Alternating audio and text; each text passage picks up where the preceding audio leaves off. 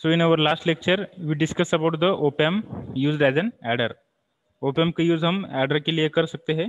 मतलब हमने अगर op-amp के इन्वर्टिंग या नॉन इन्वर्टिंग दोनों में से किसी भी एक टर्मिनल को सपोज इनपुट सिग्नल दिया है, so multiple input signal we can provide. तो आउटपुट में हमें क्या मिलता है, उस इनपुट सिग्नल की एडिशन मिलती है। तो सपोज अगर हमने नॉन इन्वर्टिंग टर्मिनल को मल्टीपल इनपुट सिग्नल दिया, तो उस इनपुट सिग्नल के जो वोल्टेजेस है उसका एडिशन हमें आउटपुट में मिलता है, पर उसका नेगेटिव साइन मिलता है। और नेगेटिव साइन क्यों मिलता है? क्योंकि वो इन्वर्टिंग ओपैम्प है, इसीलिए। सो उस इन्वर्टिंग ओपैम्प का हमने देखा था, इन्वर्टिंग ओपैम्प में, इन्वर्टिंग एडर में हम क्या करते हैं, इन्वर्टिंग टर्मिनल को मल्टीपल इनपुट सिग्नल देते हैं और उसके अकॉर्डिंगली हमें एडिशन मिलती है। ठीक है। सो हमने इन्वर्टिंग ओपैम्प की सर्किट डायग्राम देखी थी, उसका डेरिवेशन देखा था, inverting adder by using operational amplifier. तो उसका हमने डेरिवेशन देखा था, उसका स्केलिंग इक्वेशन फाइंड आउट किया था, फिर उसका एडर का भी इक्वेशन फाइंड किया था। एडर का इक्वेशन पाने के लिए हमें कुछ कंडीशंस यहाँ पे लगानी पड़ती है। R3, R1, R2, R3 और RF, ये जो रेजिस्टेंस रहते हैं, मतलब ये इनपुट रेजिस्टेंसेस और ये फीडबैक रेजिस्टेंस, ये सबकी वैल्यू अगर हमने सेम रखी तो हमें ये सिंपली एडिशन मिलती है आउटपुट में। और माइनस साइन क्या रिप्रेजेंट करता है? ये इन्वर्टिंग ओपैम्प है। ओके, उसके बाद हमने स्केलिंग और वेटेड एम्पलीफायर भी स्टडी किया था। ये जो इक्वेशन है हमारा, उसको वेटेड एम्पलीफायर की इक्वेशन बोलते हैं। और इस इक्वेशन में सपोज RF, R1, R2 और R3 की वैल्यू अगर एक दूसरे के साथ इक्वल नहीं है, तो ऐसा इक्वेशन हम जनरली लिखते हैं। तो अब हमें इस इक्वेशन को एज सिंपली एडर में भी कन्वर्ट कर सकते हैं, या उसको हम एवरेजिंग एम्पलीफायर में भी कन्वर्ट कर सकते हैं। उसके लिए सिर्फ हमें ये जो रेजिस्टेंस की वैल्यूज है, RF और R1, R2 और R3 की वैल्यूज कुछ इस तरह से हमें एडजस्ट करना पड़ता है, so that we can get simply addition of the input signals at the output, or we can get the average of the input voltages at the output. Okay, तो वो भी हमने देखा था। तो अगर हमको सिंपली एडिशन होना है तो हम ये सब रेजिस्टेंस की वैल्यू जो है, RF, R1, R2, R3 की वैल्यू सेम रखेंगे। अगर ये सेम रखा तो हमें सिंपली एडिशन मिलती है। और एवरेजिंग अगर करना है तो हम क्या करते हैं, R1, R2, R3 की वैल्यू सेम रखते हैं, मतलब इज इक्वल टू R, और जो फीडबैक रेजिस्टेंस है उसकी वैल्यू हम R/3 रखते हैं। मतलब इनपुट रेजिस्टेंस जितने हैं, द इनपुट रेजिस्टेंस की value divided by number of input resistances, ये हम वैल्यू किसकी रखते हैं? फीडबैक रेजिस्टेंस की। तो हमें आउटपुट में क्या मिलता है? फिर आउटपुट में जो वैल्यू मिलती है हमें, वो तीनों इनपुट सिग्नल्स का क्या मिलता है? एवरेज मिलता है।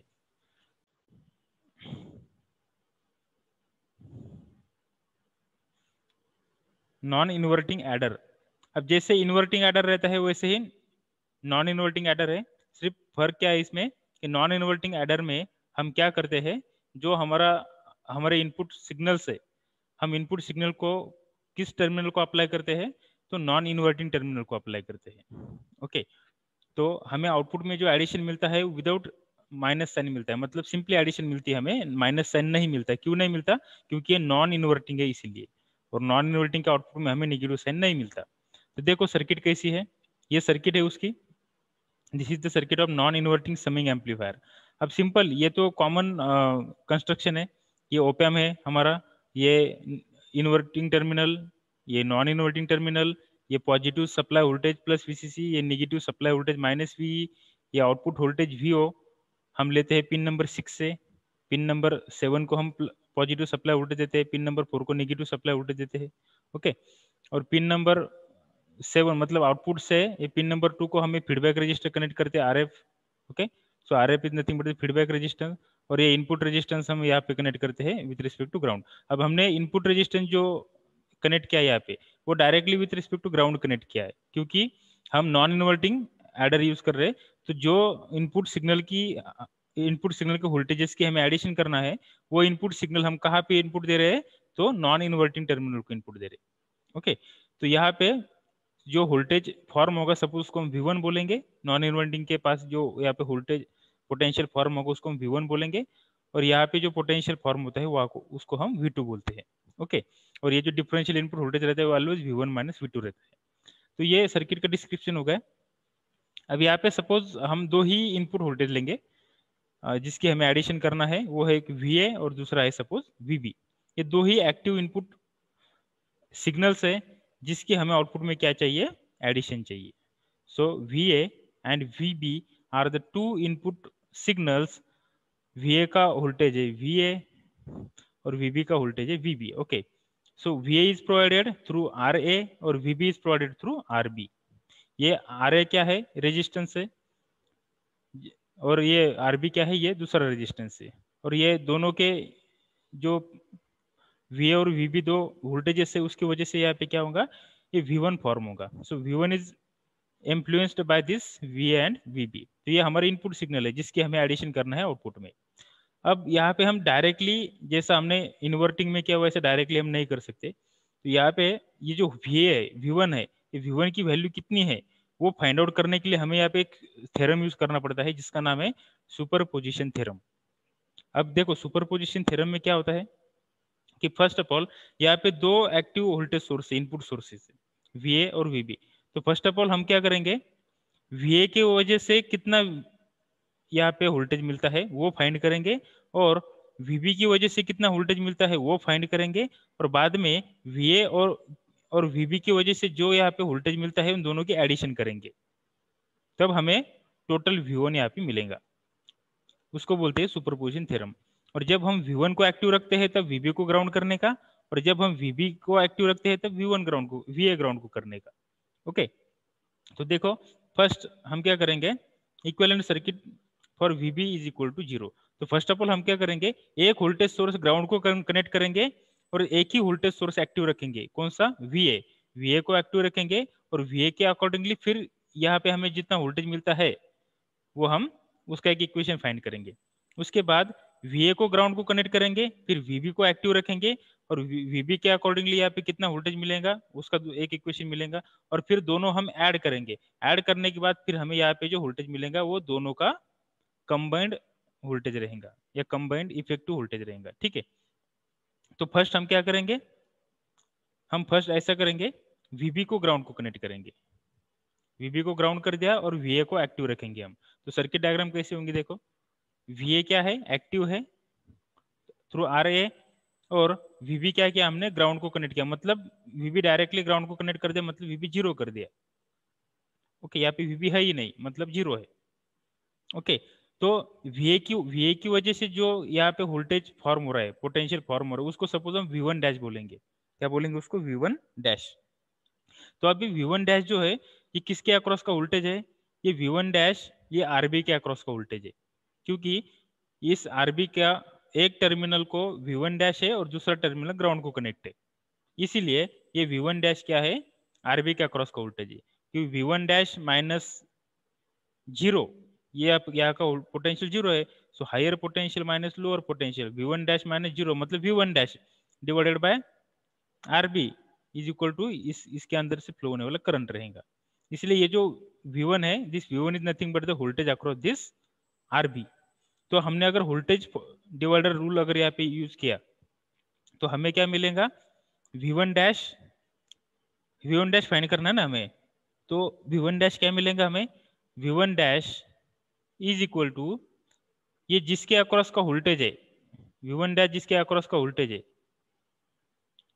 जिस रेजिस्टेंस के अक्रॉस का वोल्टेज है वो रेजिस्टेंस मतलब RB divided by total resistance की addition RA plus RB। Total resistance कौन से है, RA और RB। तो what is V1 dash, V1 dash is equal to वो V1 डैश जिस रेजिस्टेंस के अक्रॉस का जिस रजिस्टर के अक्रॉस का वोल्टेज है वो resistance RB divided by sum of the total resistances RA plus RB into active voltage source कौन सा इसमें, VA। तो यहाँ पे इनटू VA हम लिखेंगे, मतलब ये V1 जो है ये इस रेजिस्टेंस में डिसिपेट होके कुछ फैक्टर मिलेगा हमें, ये VA के कुछ पार्ट मिलेगा हमें या V1 डैश में। तो V1 dash is nothing but some part of this VA। तो कितना पार्ट ऑफ VA, तो इतना रेशियो, ये एक से हमेशा एक से कम रहता है, एक से कम रहेगा मतलब पूरा VA हमें V1 डैश में नहीं मिलेगा, some part of the VA मिलेगा। तो वोल्टेज डिवाइड हो रहा है, ये क्या हो रहा है, वोल्टेज डिवाइड हो रहा है। Okay, so V1 dash is equal to वो जिस रेजिस्टर के अक्रॉस का वोल्टेज है वो resistance divided by total resistance की addition into active voltage source कौन सा है यहाँ पे VA। So V1 dash is nothing but RB divided by RA plus RB into VA। Okay, ये समझ में आएगा आपको। अब हम क्या करेंगे, equivalent circuit for VA is equal to 0। अब सेकंड सर्किट, अब क्या करेंगे हम VA को ग्राउंड कर देंगे और VB एक्टिव रखेंगे। अब यहाँ पे VB एक्टिव है, VB रखा हमने सर्किट में और VA को ग्राउंड कनेक्ट कर दिया। अब यहाँ पे जो वोल्टेज मिलेगा हमें उसको सपोज हम V1 डबल डैश बोलेंगे। क्या बोलेंगे? V1 double dash. तो अब देखो ये V1 डबल डैश किसके अक्रॉस का वोल्टेज है? ये RA के अक्रॉस का वोल्टेज है। देखो ये सर्किट में ये VA RA के अक्रॉस का वोल्टेज है, ओके, और VB RB के अक्रॉस का वोल्टेज है। अब यहाँ पे देखो क्या किया हमने, ये जो V1 डबल डैश मिला हमें जो V1 डबल डैश किसके अक्रॉस का वोल्टेज होगा? अभी ये RB या RA या RB के अक्रॉस का वोल्टेज नहीं है। V1 double dash is not a voltage across RB, it is voltage across RA, क्योंकि उसका एक टर्मिनल ग्राउंड को कनेक्ट है। तो यहाँ पे हम वोल्टेज डिवीजन रूल लगाएंगे। V1 double dash is equal to ये किसके अक्रॉस का वोल्टेज है, किस रेजिस्टेंस के अक्रॉस का वोल्टेज है, वो resistance divided by total resistance की addition RA plus RB into active voltage source कौन सा है यहाँ पे VB। तो ये होगा हमारा वोल्टेज डिवीजन रूल से ये इक्वेशन। तो हमें V1 डैश मिला। V1 डैश मतलब क्या? जब VA एक्टिव था तब यहाँ पे जो वोल्टेज फॉर्म होता था उसको V1 डैश बोला हमने, तो उसकी वैल्यू हमें ये मिली। और V1 डबल डैश क्या है? जब VB एक्टिव था और V1 ग्राउंड को कनेक्ट किया था तब यहाँ पे जो हमें वोल्टेज मिला वो था V1 डबल डैश। ओके, अब हम क्या करेंगे, उन दोनों को ऐड करेंगे। ओके, और ऐड करने से पहले हम क्या करेंगे, यहाँ पे एक कंडीशन यूज करेंगे। कौन सी कंडीशन? हम RA और RB की वैल्यू इक्वल लेंगे। RA is equal to RB is equal to R। हम क्या करेंगे, RA और RB की वैल्यू सेम लेंगे।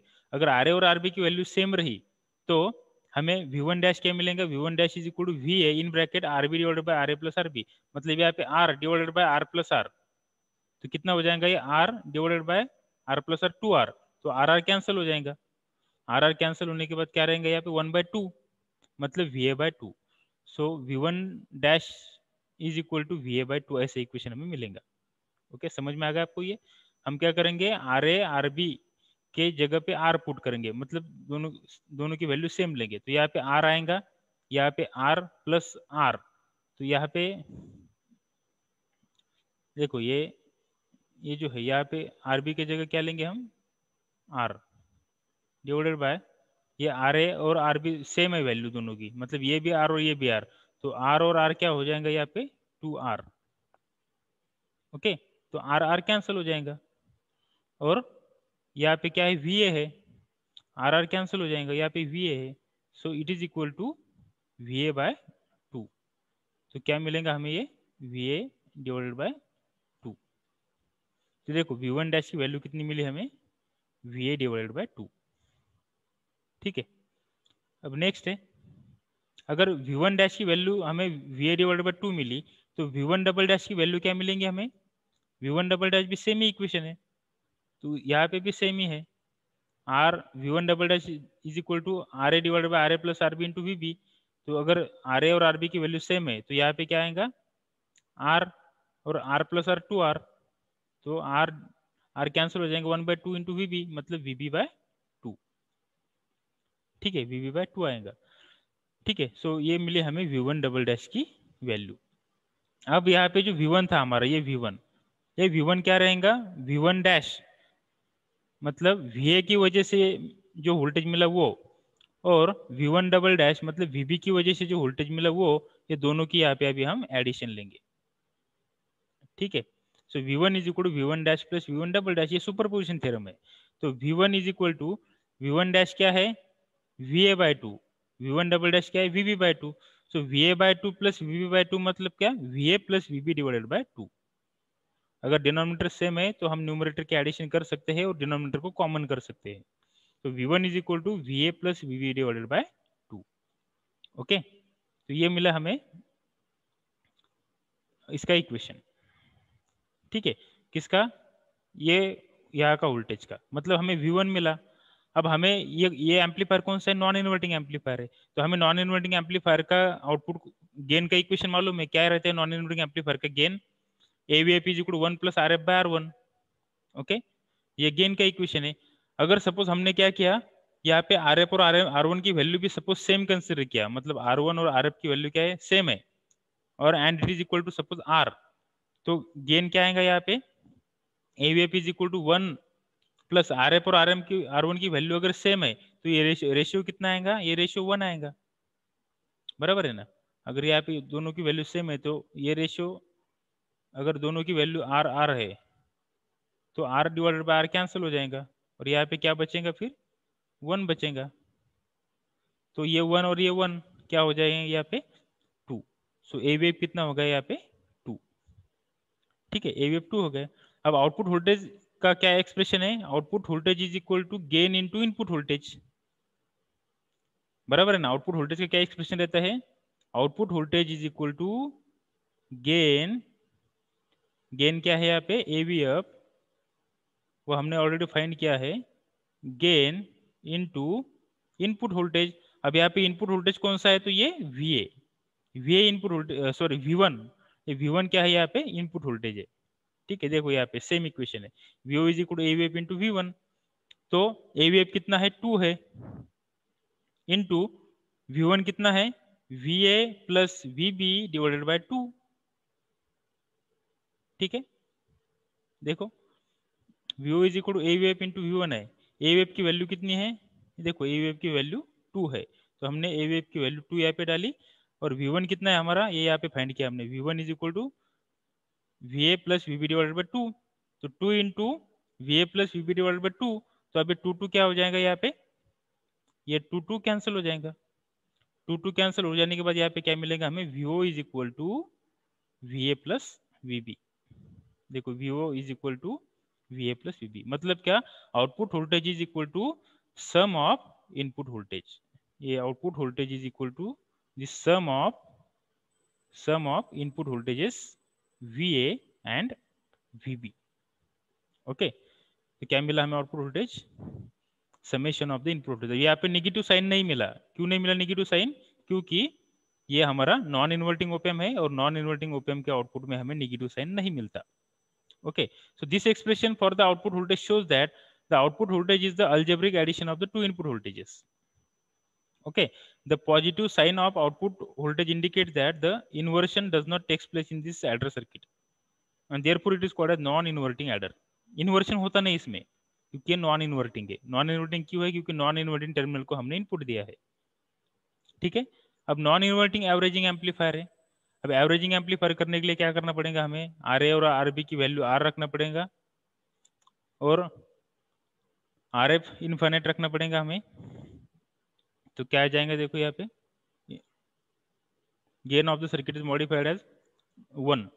तो गेन मॉडिफाई करने के लिए हमें क्या करना पड़ेगा? RF 0 रखना पड़ेगा और R1 इन्फिनिटी रखना पड़ेगा, तो हमें ये AVAP 1 मिलेगा। ठीक है, तो VO is equal to AVAP into V1। तो AVAP इंटू V1 क्या है? VA plus VB divided by 2 है, और AVAP क्या है यहाँ पे? 1 है। तो output voltage is equal to 1 into VA plus VB divided by 2। तो ये होगा ये एवरेज।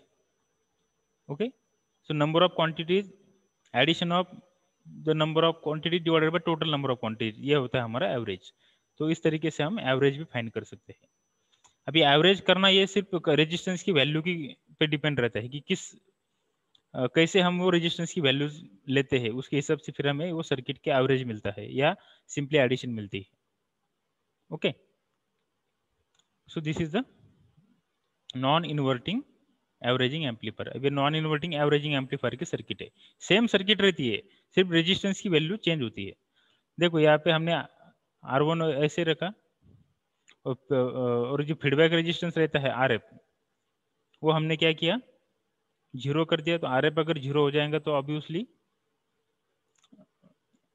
तो ये जो है ये इसको शो करने की भी जरूरत नहीं। अगर हमने RF को सपोज 0 कर दिया और R1 को अगर इन्फिनिट कर दिया, तो हमें जो गेन मिलता है वो 1 मिलता है। और गेन 1 मिलने के बाद फिर हमारा AVF 1 होता है। AVF अगर 1 हो गया तो सिंपली ये AVF 1 है और ये V1 की वैल्यू तो हमें ऐसी मिली थी VA plus VB divide by 2, जो यहाँ पे हमें मिली थी। ओके, तो this is our average. Okay, so this is all about the non-inverting adder circuit using op amp.